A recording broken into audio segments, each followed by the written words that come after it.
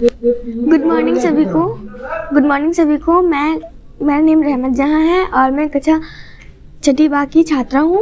मैंने ये लाइब्रेरी से इशू करवाई थी बुक जिसका नाम है विक्रमादित्य की कहानियाँ। इसमें मतलब बहुत सारी अच्छी अच्छी कहानियाँ हैं जो एक राजा होता है इसमें। तो मैं आज आपको इसके बारे में कुछ कहानियाँ सुनाने वाली हूँ जो कि मुझे 2-3 कहानियाँ इसमें बहुत अच्छी लगी हैं। तो पहली कहानी ये है कि इसमें एक राजा होता है और उसके घर में वो शासन करता था।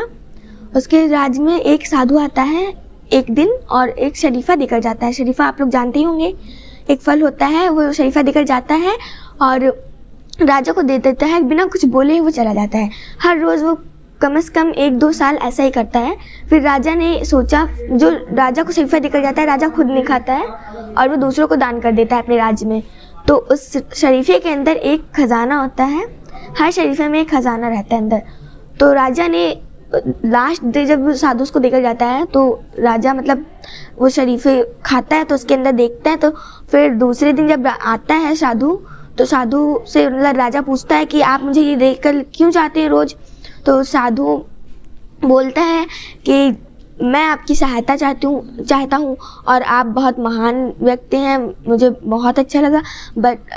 तो राजा बोले कि क्या सहायता चाहिए तुम्हें। साधु बोला कि बरगद के पेड़ के नीचे रात को अमावस्या की रात आना है आपको। तो राजा बोले ठीक है कि हम आ जाएंगे। फिर राजा जब जाता है तो वहाँ पे साधु बैठा होता है और साधु खुश हो जाता है कि राजा आए, मतलब मेरे कहने पर। वहाँ की काली रात होती है, डरावना, मतलब बहुत ज़्यादा शमशान घाट रहता है पूरा। बरगद के पेड़ के नीचे साधु बैठा होता है। साधु बोलता है कि वहाँ दूसरे शमशान घाट से आपको एक शव लानी है, वो पेड़ पर लटकी हुई, पीपल के पेड़ पर। तो राजा बोलते हैं ठीक है। जब राजा जाता है तो पेड़, वहाँ पे अंधेरा बहुत होता है। राजा चढ़ता है पेड़ पर और शव को अपने कंधे पर टांग कर चलने देता है शमशान घाट की साइड। तो जब रास्ते में फिर वो शव बोलता है कि मैं तुम्हें एक कहानी सुनाता हूँ, ऐसे हम दोनों का रास्ता भी आसान हो जाएगा, मतलब कट जाएगा आराम से। तो राजा जब बोलता है ठीक है, बट वो शव जो होता है वो बोलता है कि तुम्हें एक शर्त लगानी होगी, वो शर्त तुम्हें माननी होगी। तो राजा बोलता है ठीक है, क्या शर्त है बताओ। तो शव बोलता है कि तुम्हें बोलना नहीं है कुछ भी, वरना मैं तुम्हारे सिर के टुकड़े टुकड़े कर दूंगा। फिर राजा बोलता है ठीक है कोई बात नहीं, मैं नहीं बोलूँगा। फिर कहानी सुनाना शुरू करता है। तो पहली कहानी जो इसमें ये होती है कि एक राजा होता है और उसका नाम राजेश कुमार होता है। तो वो उसके 2 बेटे होते हैं। दोनों बेटे मतलब कि एक बेटा होता है उसका बहुत अच्छा ईमानदार होता है उसका बेटा, और दूसरा होता है तो वो मतलब कि अपने पापा को मतलब कि जोर ज़बरदस्ती करके अपना राजा बनना चाहता था, मतलब वो राज्य करना चाहता था। बट राजा नहीं माने और उसने कहा, राजा ने बोला कि मैं मतलब कि अपने बड़े बेटे को बनाऊंगा, क्योंकि बड़ा बेटा उसका ईमानदार था और छोटा वाला था वो बहुत तेज़ था। इसलिए मतलब राजा अपने बड़े बेटे को दे देता है। बट जो उसका छोटा बेटा होता है वो राजा से बात करता है अपने पिताजी से और फिर कहता है, तो उसके पिताजी बोलते हैं ठीक है, लेकिन तुम्हें मतलब कि एक काम करना होगा, तभी मैं मानूंगा कि हाँ तुम महान हो, तुम मतलब प्रजा का ख्याल रख सकते हो। तो बोला फिर वो उसका बेटा बोला छोटा वाला कि हाँ ठीक है पापा। तो पिताजी ठीक है। फिर वो जब जाता है तो राजा ने कहा कि मतलब ये महल के पीछे 3 पेड़ लगे हुए हैं, तो उन तीनों पेड़ को एक साथ तुम्हें काटना है और वो दोबारा से उस पर कहते हैं लोग कि इसमें बुरी आत्माएं होती हैं। बट मैंने भी एक बार काटा था, वो दोबारा से अपने असली रूप में फिर से हो गया था, पेड़ पूरा वैसा हो गया था काटने के बाद।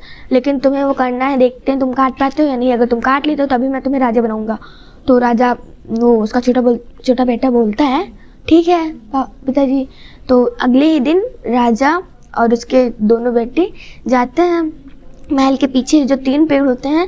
उसका छोटा वाला बेटा एक ही बार में तीनों पेड़ काट देता है।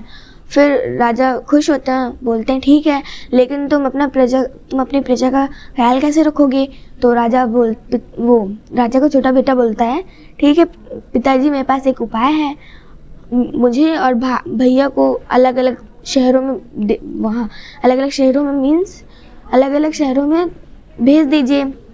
अलग अलग शहरों के जो लोग मतलब कि उनकी राय उन्हें 1 साल के लिए भेज दीजिए, और उनकी जो राय होगी उसकी राय से अगर मैं अच्छा करता हूँ तो ठीक है, वरना फिर कोई बात नहीं, और मैं मतलब कि अच्छा अगर कर लूँगा तो आप मुझे राजा बना दीजिएगा। तो उनके पिताजी बोलते हैं, नहीं मैं ऐसा नहीं करूँगा, क्योंकि अलग अलग राज्य में वहाँ के, मैं नहीं चाहता कि तुम लोग अलग अलग राज्य में जाओ।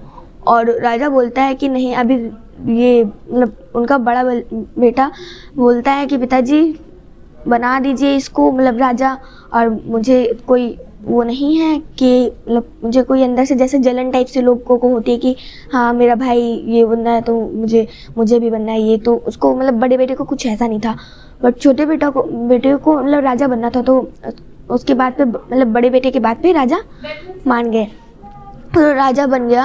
और फिर उसके मतलब राजा बनने के बाद मतलब उसने अपनी प्रजा का ख्याल सही से नहीं रख पाया, वो उसकी प्रजा बहुत वो हो गई थी, तो वो बोला कि मतलब कि अब हम नहीं रख पाएंगे पापा। फिर उसके पिताजी की डेथ हो गई थी, तो उसके पिताजी की डेथ हो गई थी। उसके बाद में फिर उसके जो छोटा भाई था उसको कोई बीमारी हो गई थी, फिर उसके बड़े भाई ने उसका इलाज करने की बहुत कोशिश की, लेकिन उसका इलाज नहीं हो सका और उसकी भी मतलब मृत्यु हो गई थी। इस कहानी से मतलब कि वो कहना मतलब उसके कहने का मतलब ये था कि मुझे राजा बनना है और मुझे शासन करना है, लेकिन उसके पिताजी ऐसा नहीं मान रहे थे। तो जो उसका बड़ा बेटा होता है तो वो मतलब मान गया था, लेकिन उसके कारण उसकी मृत्यु हो गई थी, उसके पिताजी की भी मृत्यु हो गई थी और उसके छोटे बेटे की भी मृत्यु हो गई थी। तो इसमें यही कहानी है, और इसमें बहुत सी कहानियाँ ऐसी हैं जो मतलब कि अच्छी लगती हैं। तो मैं आप लोग भी मतलब कि इस बुक इशू करवाइए और इसको मतलब अच्छे से पढ़िए, ये बहुत अच्छी कहानी है।